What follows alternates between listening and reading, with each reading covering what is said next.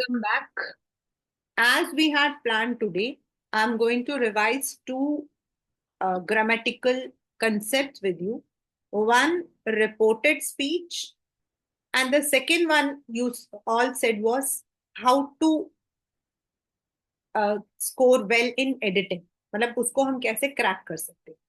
तो बच्चा देखिए, पहली बात तो मैं आपको एक छोटी सी चीज बता दूं that there is no you know easy way for grammar. Grammar is something which we understand. अगर हमने ग्रामर के कंसेप्ट को अंडरस्टैंड किया है तो वो एडिटिंग हो या रिपोर्टेड स्पीच हो या एक्टिव पैसिव हो या लेटर राइटिंग हो, nothing would never go wrong. तो ऐसा कोई वो नहीं होता कि इसके लिए ये मतलब जैसे कि हाँ भाई इसमें तो ये वाला प्लस लगेगा तो ही होगा, तो ऐसा नहीं होता है. The only thing is you need to understand the rules in every concept. अब हमारा रिपोर्टेड स्पीच है. I have taken one single example. We are going to Delhi tomorrow. Or if you have seen, I have also underlined we are tomorrow, and in the next, are you to visit. Right? अब हमारा जो reported speech है उसका पहला जो rule है वो ये है कि चाहे ये क्वेश्चन, ये सिंपल एक स्टेटमेंट हो, जैसे ये एक स्टेटमेंट है सिंपल, और ये एक क्वेश्चन है, चाहे वो स्टेटमेंट हो या क्वेश्चन हो, when it is put in a question मतलब कि reported quotation mark, that means हम उसे उसी लैंग्वेज में लिख रहे हैं जिस लैंग्वेज में उसे बोला गया है. Sonu said we are going to Delhi tomorrow. तो ये सोनू की लैंग्वेज में लिख बोला है कि वो जा रहा है, लेकिन अब हमें इसे चेंज करना है. Sonu said that they were going to Delhi the next day. तो इसे कैसे चेंज करते हैं? तो पहले हमें हर एक में आपको पता होना चाहिए, एक होता है प्रनाउन, देन हमारे होते हैं verb. Now the verb can be a simple verb और it can be a modal verb. फिर हो सकता है हमारे सेंटेंसेस में एडवर्ब भी दिया हो. तो सबसे पहले हमें देखना होता है पहला कि हमारा सेंटेंस, अब यहां जो सोनू है इसमें सोनू सेड है या सोनू सेज है. पहला क्या देखना है, सोनू सेड है या सोनू सेज है. अगर सेड है तो जो हमारा ये वाला सेंटेंस है ये पास्ट में चेंज हो जाता है. और अगर हमारा सोनू सेज लिखा हुआ है तो हमारा सेंटेंस प्रेजेंट में ही रहेगा, लेकिन लेकिन ये जो प्रोनाउंस है वो हमारे चेंज हो जाते. सेकेंडली, जो हमारे वर्ब चेंज होते हैं उसमें प्रेजेंट, अगर ये यहाँ पे जो ये वाले इसको हम वर्ब बोल रहे हैं जो सेंटेंस में दिया है, ये हमारा चेंज होगा इनटू पास्ट. एंड अगर हमारा सेंटेंस ऑलरेडी पास्ट में है, वी वर गोइंग, तो वो चेंज हो जाता है पास्ट परफेक्ट में, यानी कि वर्ब का थर्ड फॉर्म हैड के साथ. ये आपको हमेशा याद रखना है. I went to Delhi yesterday, हमारा सेंटेंस है I went to Delhi yesterday. ठीक है, तो ये हमारा वर्ब किस में है, पास्ट में. तो ये चेंज हो जाता है पास्ट परफेक्ट में. She had gone to Delhi the previous day. तो went will change into had gone. और जो भी हमारे सेंटेंस में मोडाल्स होते हैं उनका हम पास्ट फॉर्म यूज करते हैं, लाइक कैन का कुड, शैल का शुड. सेकंड हम जो चेंज करते हैं अपने सेंटेंस में वो है हमारा प्रोनाउंस. और प्रोनाउंस कैसे चेंज होते हैं, अगर आई है तो ही या शी, क्योंकि वो लड़का या लड़की होंगे. यू है तो लड़का या लड़की. वी तो that would change into they. Me तो हिम और हर. यू तुम्हें तो यू हिम और हर. अस देम. सिमिलरली कुछ हमारे एडवर्ब्स होते हैं like here, there, now, then, today, that day, tomorrow, the next day, ago, before, last year, the previous year. इस तरीके से इसे जरूर चेंज करना पड़ता। फोर्थ रूल इज, कुछ सेंटेंसेस हमारे होते हैं, प्लीज टेक मी अलोंग, मुझे भी साथ में ले जाओ। The child requested her mother, अब ये जो प्लीज है ये हट जाएगा। To take her along, to take her along, to और वर्ब का first form. Sit down, the teacher said to sit down. Go out, the man shouted to go out. और अगर सजेशन है, let us play hockey, let us play hockey, तो that changes into that. अब us है, अस मतलब बहुत सारे, दो से ज्यादा या दो। That they should play hockey, ये हमेशा याद रखना बिकॉज ये बहुत ज्यादा कॉमन है पेपर में। अगर ऑप्शन में लिखा है that he suggested to play hockey और कोई मतलब ऑप्शन नहीं है नियरेस्ट, तो आप वो लगाओगे। लेकिन अगर चेंज करने के लिए आता है तो आपको उसे ऐसे ही चेंज करना है। Aman said let us play hockey, Aman suggested that they should play hockey. तो ये आपको याद रखना। नेक्स्ट हमारे होते हैं क्वेश्चंस, जैसे यहां पर है, are you going to visit some shops. तो एक हमारा क्वेश्चन हो सकता है जो WH की फैमिली से स्टार्ट हो, व्हाट, व्हेन, वेयर, हु। और दूसरे हमारे क्वेश्चंस होते हैं जो इज, आर या किसी भी मोडाल से, कैन, कुड ऐसे स्टार्ट हो। ठीक है, दो तरीके के सेंट क्वेश्चन। दोनों का एक ग्राउंड रूल है कि जब हम चेंज करेंगे तो पहले हम सब्जेक्ट लिखेंगे। आर यू गोइंग, तो पहले यू को चेंज करेंगे ही या शी में। इफ ही वॉज गोइंग, पहला हमारा रूल है सब्जेक्ट पहले आएगा। Are you going, if you are, if मतलब क्या, वॉज शी गोइंग नहीं होगा, वॉज शी गोइंग नहीं होगा, इफ शी वॉज गोइंग होगा। पहले शी आएगा फिर वॉज आएगा, पहले शी आएगा फिर वॉज आएगा। ये दोनों के लिए है। नाउ यहां पर है हमारा, are you going to visit some shops, तो ये हमारा चेंज होगा विथ इफ पहले सब्जेक्ट। इफ, अब सोनू लड़का है, if he was going to visit some shops. If मतलब कि वॉज ही गोइंग नहीं होगा, इफ ही वॉज गोइंग होगा। देन कभी कभी हमारे सेंटेंस में डिड आता है, डिड चेंज होता है into had. I did not ring the bell, she had not rung the bell. हमारा reported verb says, Sonu says we are going to Delhi tomorrow, तो हमारा जो सेंटेंस है वो होगा, Sonu says that they are going to Delhi the next day. Are ही रहेगा, were में चेंज नहीं होगा। लेकिन सोनू सेड लिखा है तो दे वर गोइंग होगा। ये एक और रूल है।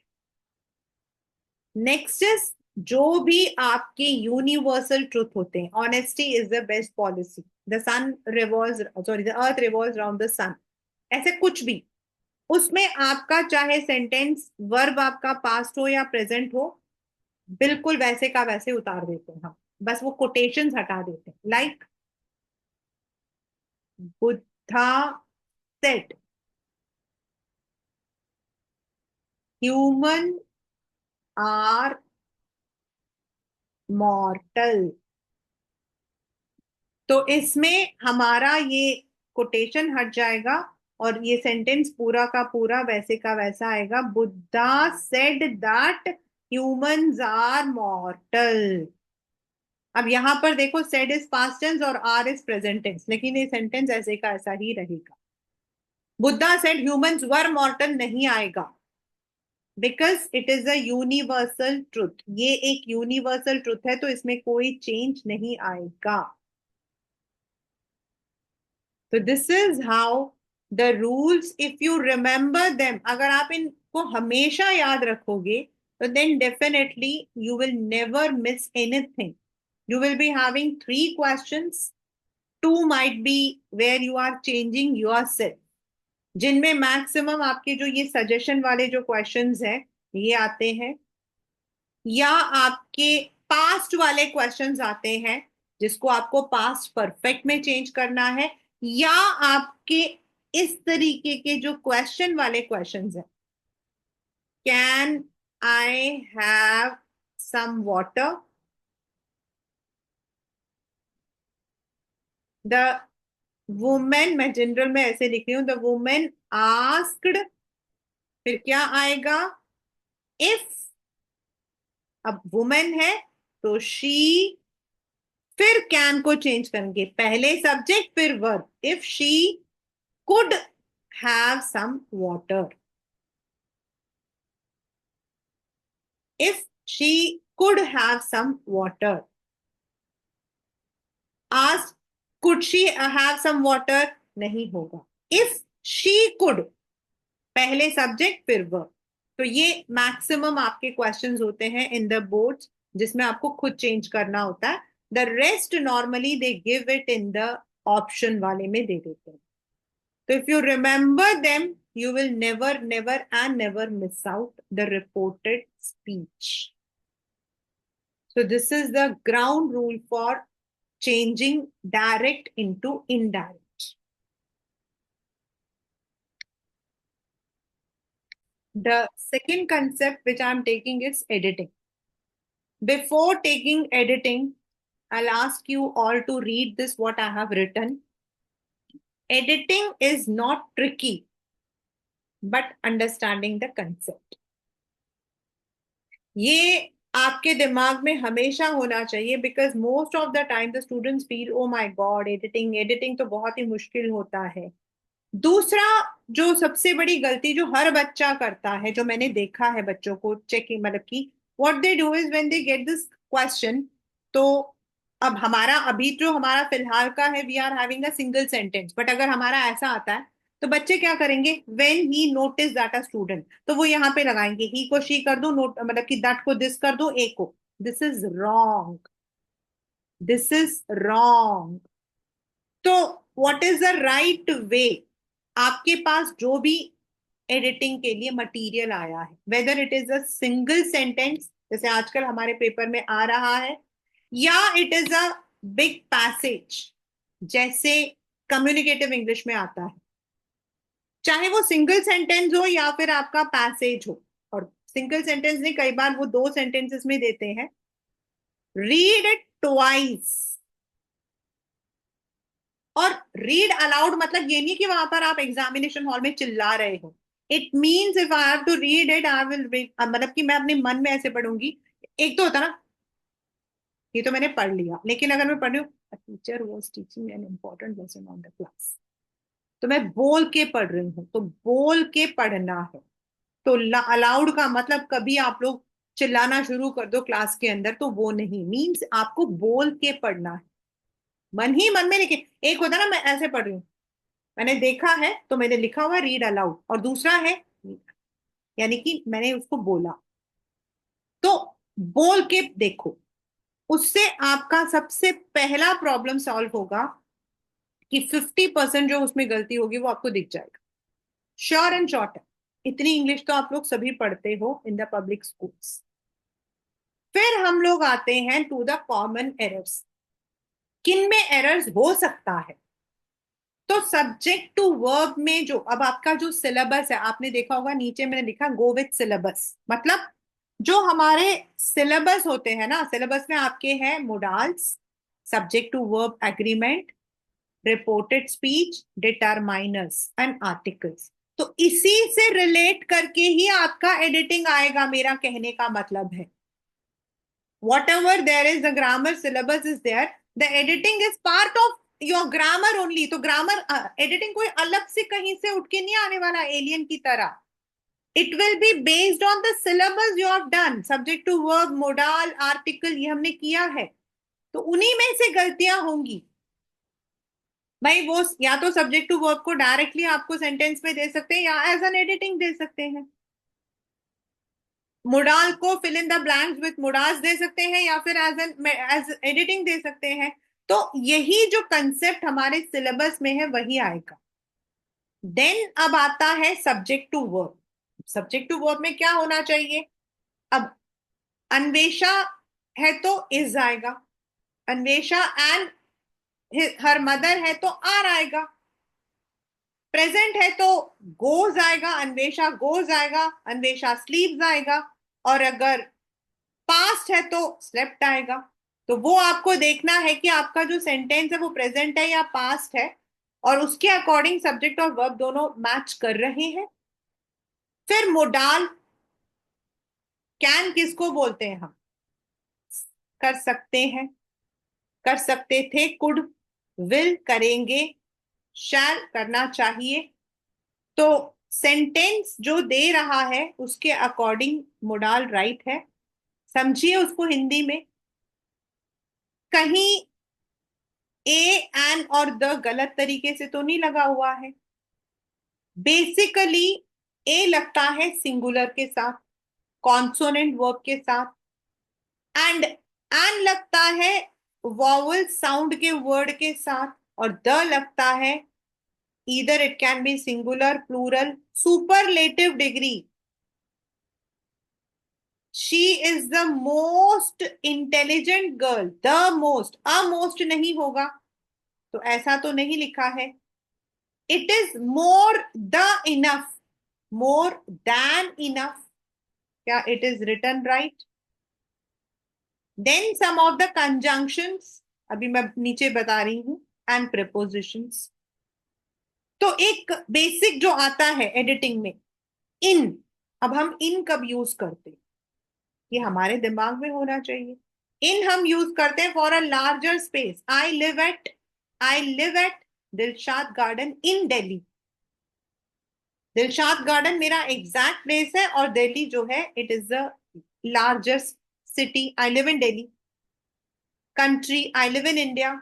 आई लिव एट इंडिया नहीं, I live in India, India के अंदर रहते हैं। Month, I was born in the month of, on the month of नहीं। देन ऑन हम कब यूज करते हैं? किसी पर।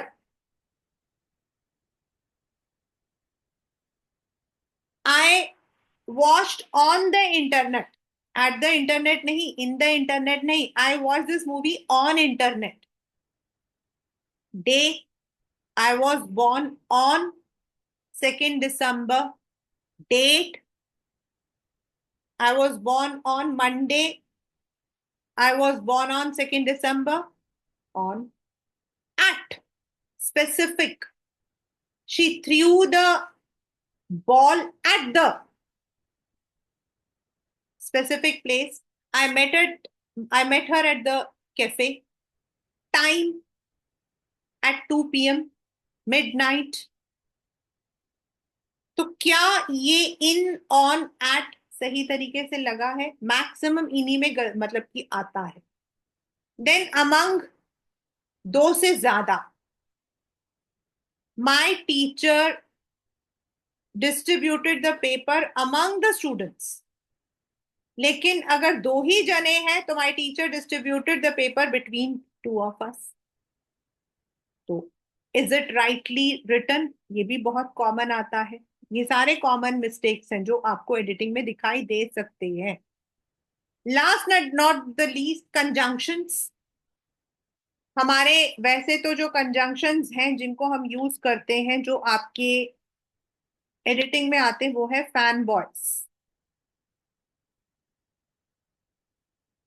जो आपके एडिटिंग में आते हैं वो है fan boys.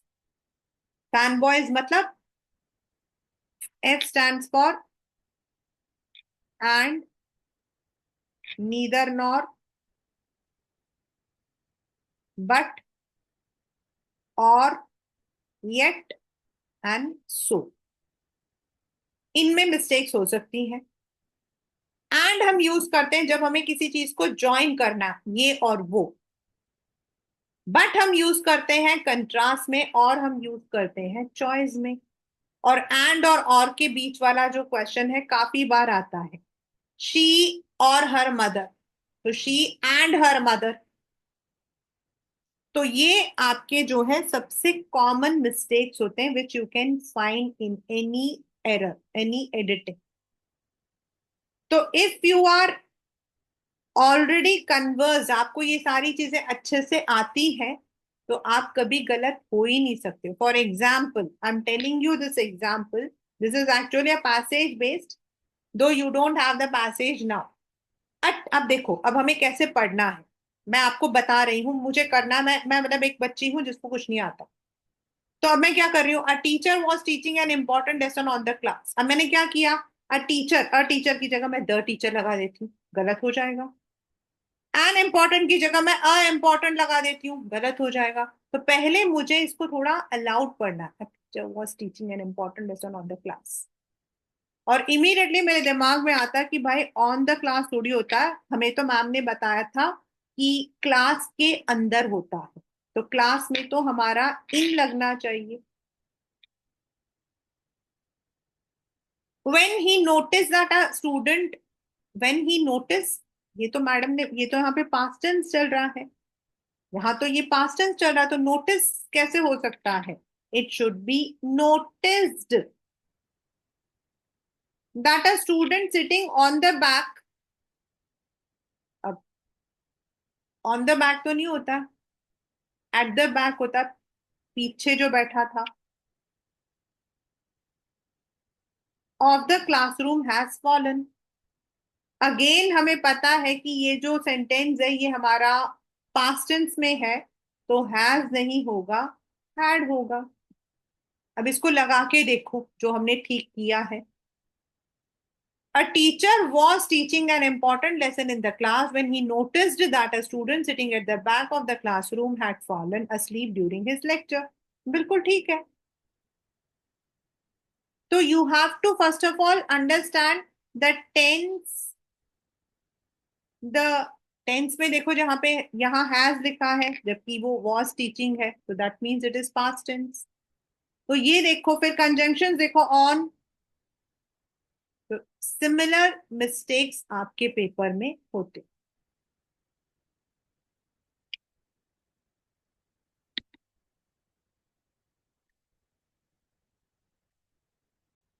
I told you the technique that we have to read it. Discipline at public insures, ये हमारे पास दिया हुआ है, पब्लिक डिसिप्लिन एट नहीं, discipline in, because it's a bigger area. तो this is already given, discipline in public life. अब discipline हमारा सिंगुलर है, तो इसके साथ जो भी हमारा वर्ब यूज होगा वो प्लूरल होना चाहिए, जैसे यहाँ यूज हुआ ensures. Discipline in public life ensures peace and harmony. Who, अब हु हम यूज करते हैं फॉर ह्यूमंस, तो who changes into which or that, which in turn offer the required impetus। कभी भी ऐसे स्पेलिंग्स जो आपको लगता है ना कि बड़ा अजीब है, वो कभी चेंज होने के लिए नहीं आएगा। You may be in a public school but there are students who may not be having that background, तो ऐसे स्पेलिंग्स को चेंज करने के लिए नहीं आता है। विच इन टर्न, अब मैंने बोला ये ऑफर हम किसके लिए यूज कर रहे हैं, डिसिप्लिन के लिए, तो डिसिप्लिन इज सिंगुलर, तो ऑफर की जगह offers.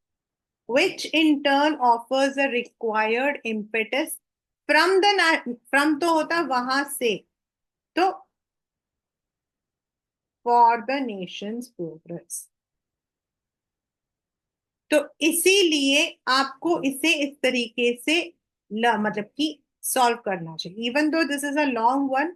In your exams you will be having only one मतलब की word to be corrected, but the right way is this.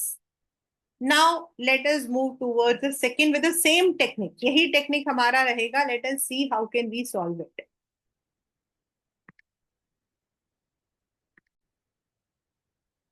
In is money the more important? The लिखा है, तो definitely we are not comparing it, and the is used with superlative. So the most important thing of life, of होता है life का, and जैसे marriage is an important decision of life, life का, लेकिन यहां पर लाइफ में पैसों की इतनी जरूरत है, तो of changes into in. Is money the most important thing in life? जिंदगी में पैसा ही सब कुछ है? जिंदगी में, जिंदगी का नहीं, जिंदगी में पैसा ही सब कुछ है. Money is certainly something what is often.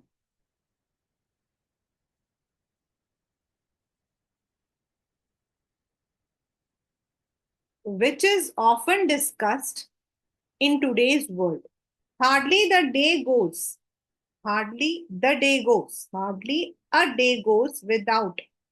Day है, goes, और यहाँ कोई mistake नहीं है. Hardly a day goes without a discussion on this topic. कोई ऐसा दिन नहीं होता जब हम पैसों के बारे में बात नहीं करते. So this is how we have to interpret the word. अगर नहीं आता है, एक बार उसे हिंदी में देखो. जैसे things of life, important thing of life, life का डिसीजंस इंपॉर्टेंट होता है, लाइफ में पैसा इंपॉर्टेंट होता है. तो in life, money certainly something which is often discuss. पैसा एक ऐसी चीज है जिसको, व्हाट नहीं, व्हाट इज क्या, जिसको हम रोज डिस्कस करते हैं. तो the answer was it cannot be का for इसका, for money thing of for life नहीं होगा. Is money the most important thing for life? मतलब उसमें फिर something else should be there for living a life, for living a comfortable life. तो for life cannot be there. It is life में पैसा जरूरी है क्या, उसको थोड़ा सा पहले इंटरप्रेट करो अपनी लैंग्वेज में. You can interpret in whatever language you are speaking, then understand what it crux is, और फिर आप उसको भरो. तो this is how editing can be easily crack. As I said, it is not a trick. अगर आपको पता है कहाँ ऑफ लगेगा, कहाँ इन लगेगा, कहाँ वॉट लगेगा, कहाँ विच लगेगा, कहाँ द लगेगा, कहाँ अ लगेगा, तो then you are thorough. That means if you are, आपने अपने ग्रामर के कंसेप्ट को बार बार रिवाइज किया है, तो editing is not going to be a rocket science for anyone. Obvious, in English language and literature, we don't have this passage, but हमारे पास जो है एक लाइन दिया होता है, we are given the options. तो सीधे ऑप्शंस नहीं, सारे ऑप्शंस को एक बार देखो और उन पॉइंट्स को बार बार समझो व्हेन यू आर प्रैक्टिसिंग. फिर when you are doing your real practice, आपसे मिस्टेक नहीं होगा. हाँ, डेफिनेटली आज अगर 10 मिस्टेक्स हैं तो it would reduce to 1 by, मतलब कि with time, over the time period, right? So that is how we can crack editing exercises easily.